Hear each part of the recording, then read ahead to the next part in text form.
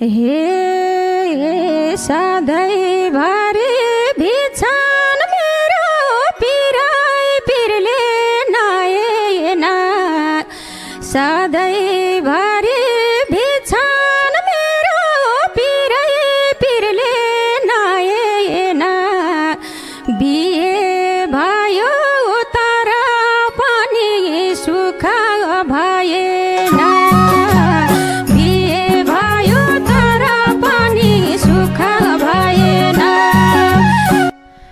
हे कर्म चिन्नै नसकिने यो छोरीको जुनी त कर्म चिन्नै नसकिने यो